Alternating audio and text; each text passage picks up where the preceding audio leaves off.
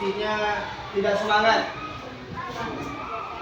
yang lagi bersedih, galau, ada. Atau hari ini siapa yang tidak datang? Kita tulis dulu. Ana kemana? Tengok batu jalur. Ana. Siapa lagi? Farel Prasetyawan. Siapa lagi? Chelsea. Brenda. Oke. Ada berempat orang yang tidak hadir. Mudah-mudahan hari esok dia bisa datang, yang sakit cepat sehat. Oke. Pada hari ini kita belajar tentang konsep berpikir komputasional dan fokus kepada dekomposisi. Sebelum Bapak lanjutkan, silakan coba lihat video ini.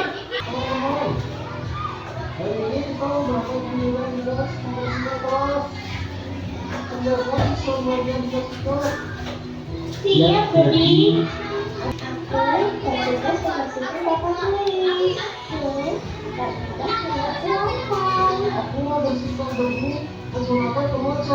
Aku bertugas membuang sampah.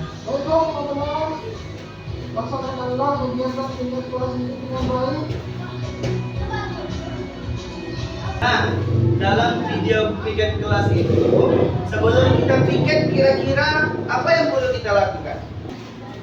Membagi tugas. Kita anggap permasalahan yang besarnya ialah piket kelas. Dalam piket kelas ini apa aja? Yang pertama yang harusnya kita lakukan sebelum kita piket, sudah tahu orangnya hari ini piket apa? Hari ini siapa yang piket? Sudah tahu?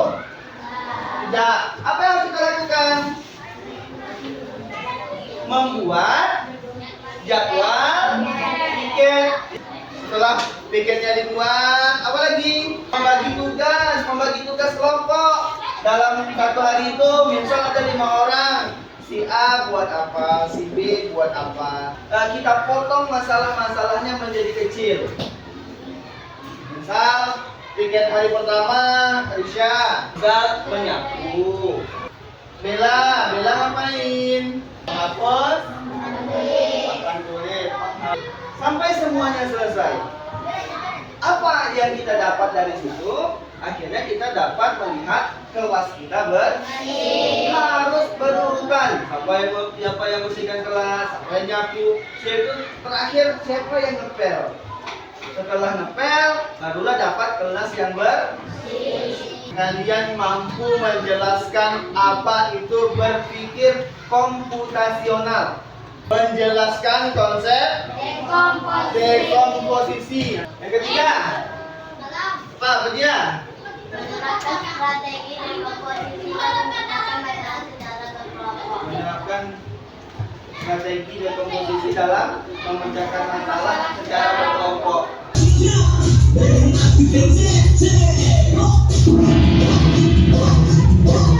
Gerak semua.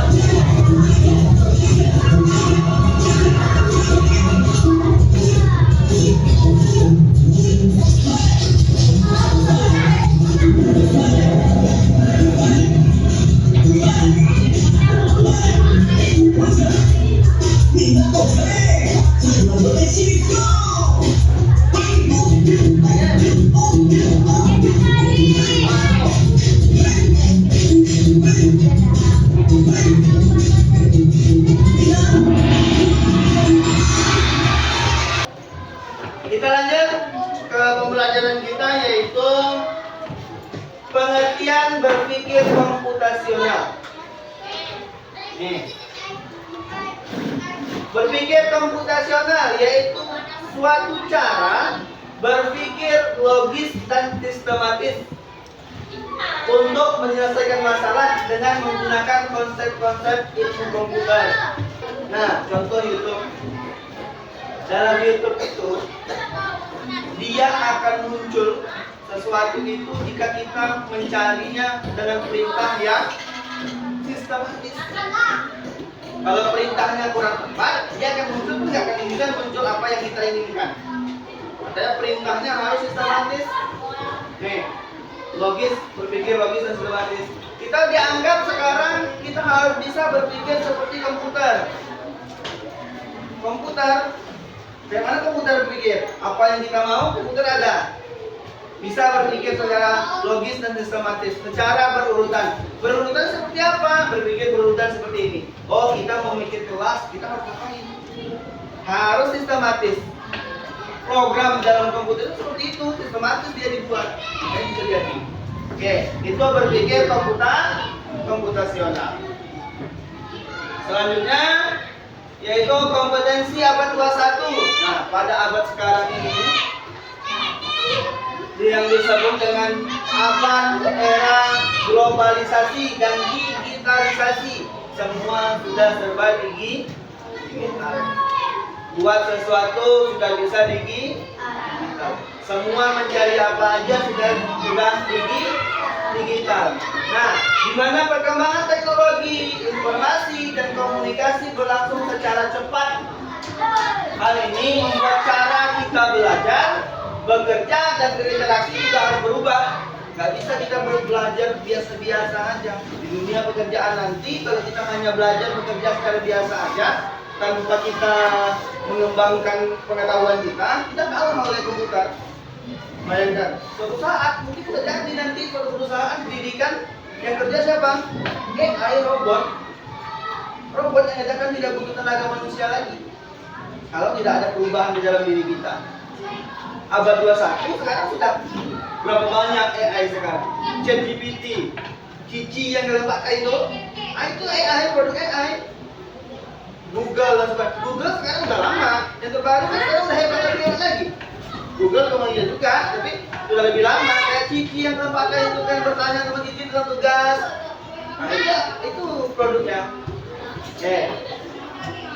Kemudian pada abad 21 pembelajaran yang menyiapkan peserta didik agar mampu menghadapi tantangan dunia modern. Karena dunia sekarang sudah modern, berat tantangan kalian ke depan untuk mencari pekerjaan, dimasuk ke dunia pekerjaan. Mau tidak mau, suka tidak suka, kita harus bisa mengikuti itu. Ya, harus bisa. Kalau nggak bisa kita ketinggalan, nggak dapat pekerjaan. Memang sudah tuntutannya seperti itu. Kalau dulu kan, kalau mencari sesuatu, misal mencari sesuatu yang kita inginkan, bolehnya dari Google. Sekarang sudah banyak. Oh, mau desain ini, mau desain yang kalian lihat ini, desain ini menggunakan Canva. Kalau dulu cuma PPT aja, sekarang Canva yang sudah modernnya. Sudah banyak perkembangan. Kalau kalian tidak belajar cara buat ini, kalian akan ketinggalan. Karena dunia akan berkembang, orang lain akan belajar. Ciri-cirinya berpusat pada siswa. Maka Bapak pernah bilang, sekarang itu belajar Bapak cuma menjelaskan sedikit, kalian harus mencari sendiri. Harus pandai mencari sendiri. Berpusat pada siswa. Kemudian Kemudian mengintegrasikan teknologi digital dalam pembelajaran. Teknologi digital, kita manfaatkan HP itu dengan yang baik. Karena di sana ada digital semuanya. Kemudian menekankan keterampilan berpikir tingkat tinggi, mendorong kreativitas, komunikasi dan kolaborasi, pembelajaran berbasis proyek dan konteks nyata. Untuk kompetensi utamanya ada apa dong? Critical thinking dan problem solving, berpikir kritis. Jadi kalau ada sesuatu itu kita harus berpikir keras untuk menyelesaikannya. Kita pasrah, bapak kasih tugas, nggak bisa pak, lo belum coba. Karena tidak terbiasa berpikir kritis. Kemudian ada komunikasi. Nanti kalian maju ke depan harus pandai berkomunikasi yang baik dan benar. Ada apa lagi? Kolaborasi, mampu bekerja sama, makanya kelompok harus kerjasama menyelesaikannya. Ada 4 komponen, 4 prinsip berpikir komputasional. Yang pertama, dekomposisi atau pemecahan masalah pribadi itu pikir keras. Kita pecahkan masalahnya apa saja. Sampai akhirnya kelas itu Gitu juga komputer, pemrograman game yang kalian mainkan itu coding itu dibuat oleh orang secara sistematis sehingga main kalian jadi. Main Roblox itu ada pemrogramannya untuk itu sehingga bisa digunakan dia. Oke, lanjut. Yang dekomposisi ada pengenalan pola, ada abstraksi dan ada berpikir algoritmik atau algorithmic thinking. Tapi kita hari ini ambil yang dekomposisinya. Sampai sini kira-kira ada yang mudahnya kan? Selanjutnya, nih dekomposisi. Apa sifat dekomposisi itu? Dekomposisi adalah prinsip berpikir komputasional yang berarti memecahkan suatu masalah besar, masalah yang rumit menjadi bagian-bagian kecil. Yang lebih sederhana secara berurutan sehingga sampai apa yang kita inginkan. Apa contoh lain nih? Membuat nasi goreng. Kan besar masalah nasi goreng itu. Rasa-rasanya susah kali. Kita buat yang kecil-kecil, berurutan. Pertama apa? Menyiapkan bahan. Menyiapkan bahan ini banyak lagi. Apa saja bahannya? Ada nasinya, misalnya. Ada cabenya. Nih, saya menyiapkan bahan, kemudian potong bawang, sayur dan sebagainya, kawan-kawannya. Kemudian hidupkan kompor, goreng. Sehingga dia bumbunya digoreng. Kemudian sudah digoreng, kira-kira sudah matang, masukkan nasinya. Kemudian tambahkan, kalau dia suka kecap, tambahkan kecap. Kalau dia kurang asin, tambahkan garam. Kalau dia mau suka yang pedas, yang tambah tambah saus dan sebagainya. Sehingga kemudian saya tambahkan, aduk dia sampai matang sehingga nasi gorengnya dia. Jadi itu berpikir komputasional itu.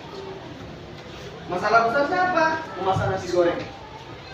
Oh, misalnya masalah besarnya apa lagi nih?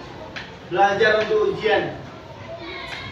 Harus berpikir runtun, sistematik, seperti komputer tadi. Nih, pas kalian ujian besok pagi kita ujian ulangan, saya bilang. Apa yang kalian lakukan nih?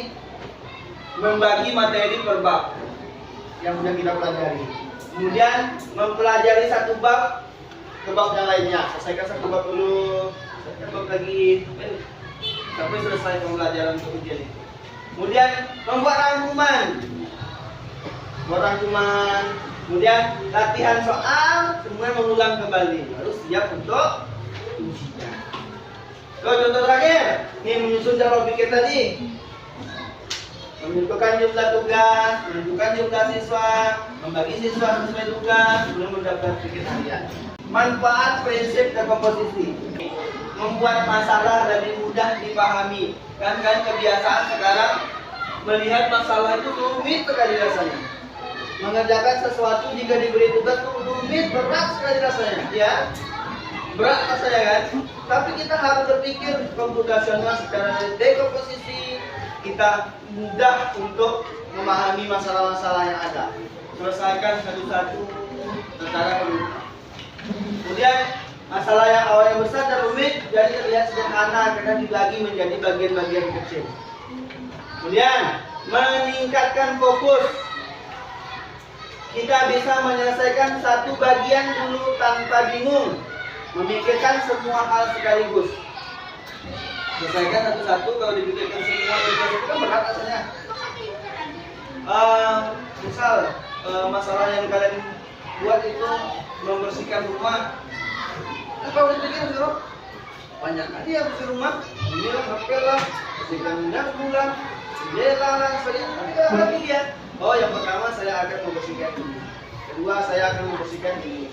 Ketiga saya akan membersihkan ini. Sehingga nanti baru terakhir rumah menjadi bersih. Harus berurutan. Kemudian yang ketiga apa? Menghemat waktu dan tenaga. Susah kalau kita mengerjakan sesuatu sekaligus. Nyapu ya, bersihkan kaca ya. Kalian di kelas nih, bersihkan kelas. Satu orang semua bersihkan kaca ya. Nyapu sedikit ya, bersihkan kaca. Nyapu sedikit, bersihkan kaca. Lama selesainya. Makanya sakit kepala yang mikirkan banyak kali tugasnya. Juga harus selesaikan satu-satu secara sistematis. Dia akan gampang diselesaikan. Jadi kunci awal dari berpikir komputasional itu kita berpikir yang secara dekomposisi saja. Satu itu yang kita buat. Kemudian membuat kalian berpikir sistematis dan juga sangat bermanfaat dalam kehidupan nyata. Masing-masing kelompok dapat satu. Diskusikan apa masalah besarnya. Kemudian udah dapat masalah besarnya, kalian buat langkah-langkah untuk mengatasi masalah itu.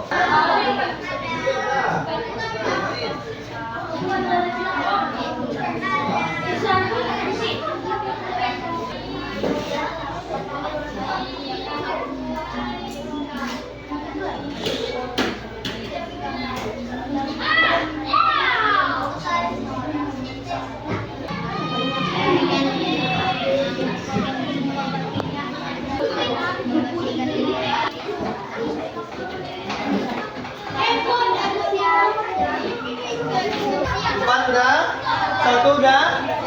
Assalamualaikum warahmatullahi wabarakatuh. Waalaikumsalam warahmatullahi wabarakatuh. Di sini saya akan menjelaskan hasil diskusi kami tentang menghias kelas. Oke.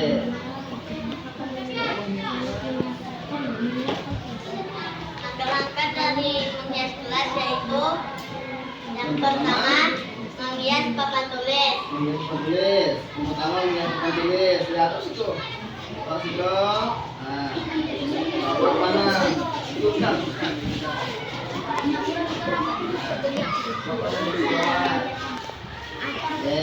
Yang kedua memasang bendera. Memasang bendera. Lagi. Ketiga menghias bendera. Menghias bendera. Keempat menghias atap kelas. Dan kelima membuat kode baca. Kira-kira ada yang kurang nggak?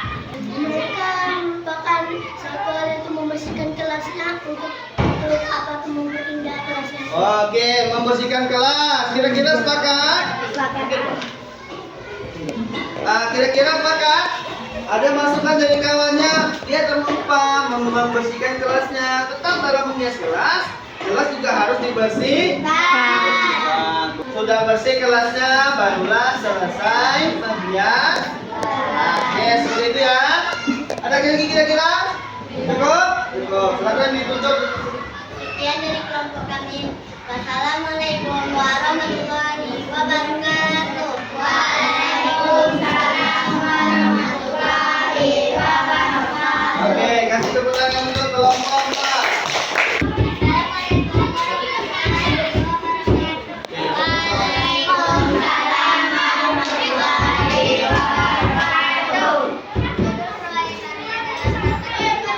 Kegiatan besar yang mereka ambil yaitu tentang berangkat ke sekolah.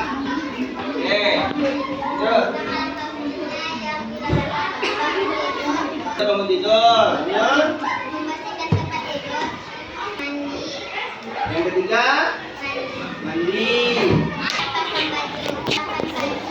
Kelompok 3 kegiatannya itu berangkat ke sekolah. Kira-kira ada yang kurang nggak? Yang pertama bangun tidur, membersihkan tempat tidur, mandi, kemudian memakai baju, dia sarapan, kemudian memakai sepatu dan mengambil tas, kemudian baru dia berangkat ke sekolah.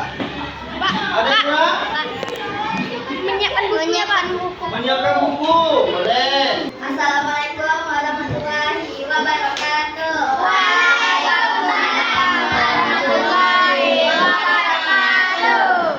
Kami dari kelompok 2 akan menyampaikan hasil diskusi kami, yaitu tentang membersihkan. Kira-kira membersihkan kan nampaknya susah kan? Nah, coba dilihat apa aja. Pertama ada kita akan membersihkan misalnya terlebih dahulu. Yang kedua mengendalikan di air garam. Yang ketiga memasukkan bumbu bersih. Keempat menyiapkan minyak di kuali. Dan ada yang kelima memasukkan ikan ke dalam kuali. Apakah ada yang kurang dari presentasi kami? Membuang ikan. Memasukkan ikan dalam kuali itu termasuk ikan, boleh. Apa ini? Menghidangkan ikan itu kepada orang lain. Menghidangkan. Katanya jangan menghidangkan. Katanya kan sudah menggoreng nih, ikan siap disajikan. Sekian, terima kasih dari presentasi kami. Wassalamualaikum warahmatullahi wabarakatuh. Waalaikumsalam warahmatullahi wabarakatuh. Oke, kasih tepuk tangan untuk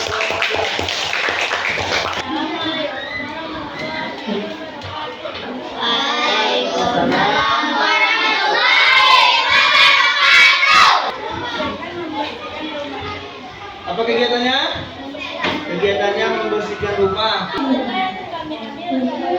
Yang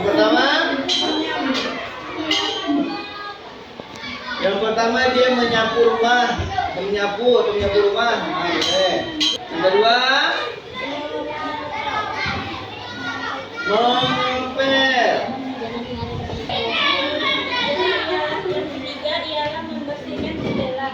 Membersihkan jendela.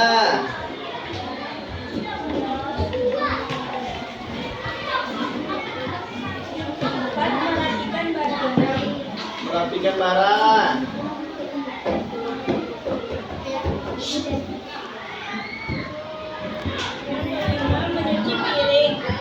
Mencuci piring. Merapikan barang. Merapikan pakaian. Pakaian itu banyak di kamar, barang banyak di kamar, di mana? Pokoknya rumah fungsi rumah istilahnya. Oke, tanyakan. Ada yang ingin tambahkan? Ada yang ingin tambahkan? Apa? Membersihkan kamar mandi, Pak. Dengan kamar mandi, boleh sudah termasuk ke membersihkan ruangan, boleh. Apa lagi? Pakaian, Pak. Apa? Cuci pakaian, boleh sudah termasuk membersihkan barang-barang ini. Apa lagi? Merapikan kamar. Merapikan kamar sudah termasuk membersihkan rumah tadi. Oke. Baru terakhir apa? Rumah menjadi bersih. Apa lagi? Nah, rumah menjadi bersih. Kan tujuannya apa? Membersihkan rumah kan? Kalau cuma nggak sampai ke tujuannya, nggak selesai dia.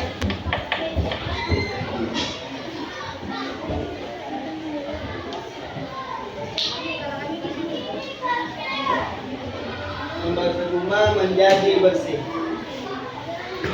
Oke, tanyakan lagi,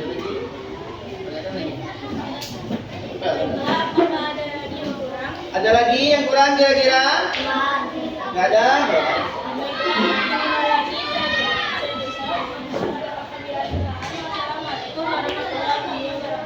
Waalaikumsalam warahmatullahi wabarakatuh. Oke, kasih tepuk tangan untuk kelompok 1.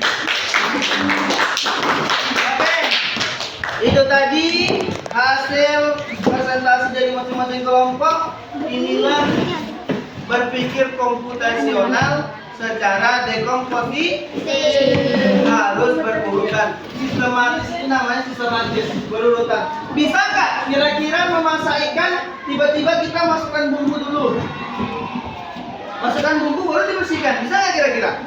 Gitu juga komputer. Komputer itu nggak bisa melangkau-langkau kegiatannya. Makanya kita dituntut untuk berpikir komputasional, secara dekomposisi, secara berurutan, secara sistematis. Sama kayak berangkat ke sekolah tiba-tiba langsung mandi, bagus nggak kira-kira? Nggak bangun dulu tiba-tiba masih pejam mata tiba-tiba langsung ke sekolah, bisa nggak? Enggak, makanya harus sistematis atau berurutan. Siapa yang bisa menyimpulkan hasil pembelajaran kita hari ini? Satu orang. Menyimpulkannya apa? Apa yang kita pelajari tadi? Saya? Ini. Kuatkan suara. Sini aja.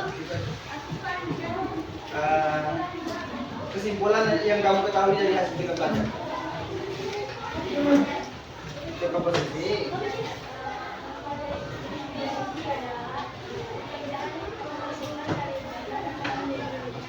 Pekerjaan yang menjadi berat menjadi ringan. Boleh lagi yang ketahui?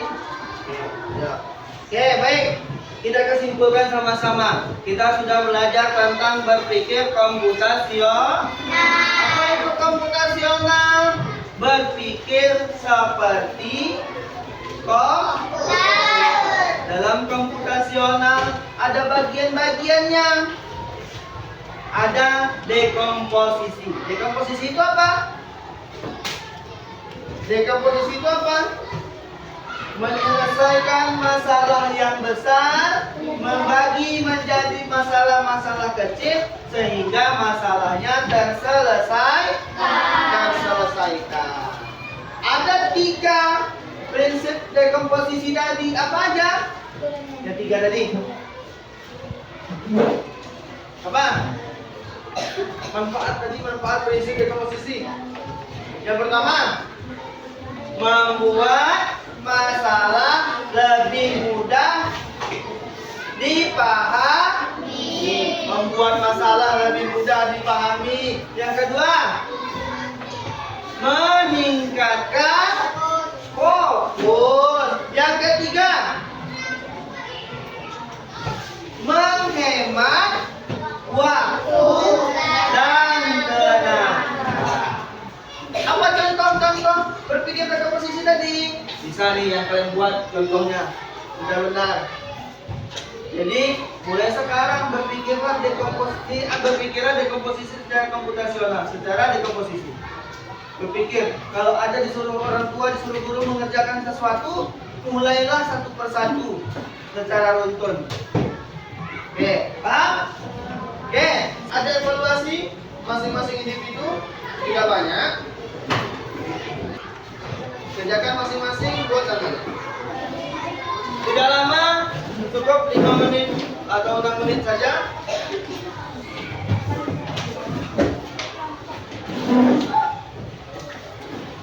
Tidak lama atau tidak banyak. Soalnya tidak banyak. Buat nama ya.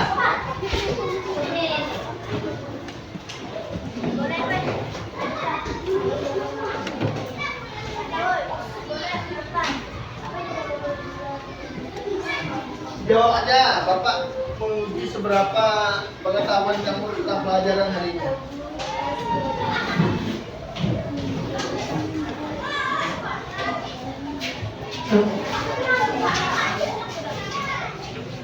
Silakan dijawab 5 menit. Baca soalnya bagi-bagi.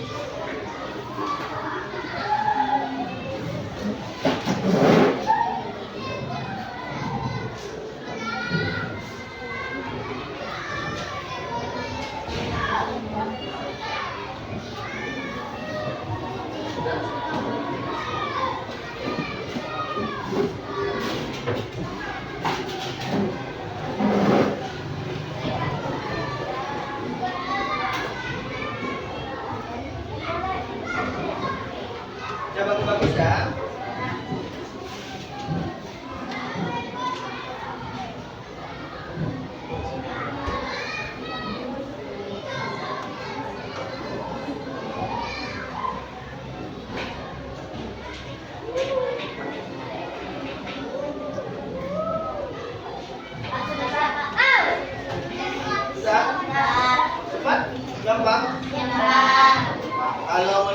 mendengarkan, gampang dia. Tapi kalau nggak mendengarkan, susah.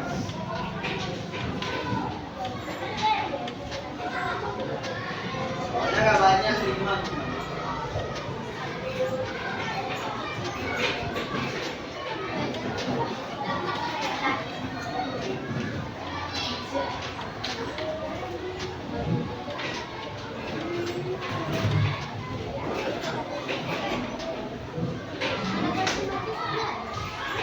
Sudah semua? Yang lain sudah?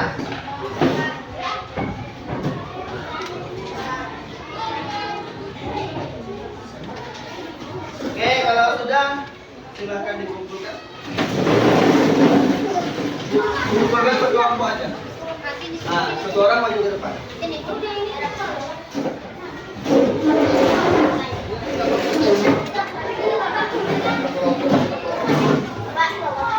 Satu orang yang maju, kumpulkan semuanya, satu orang yang maju.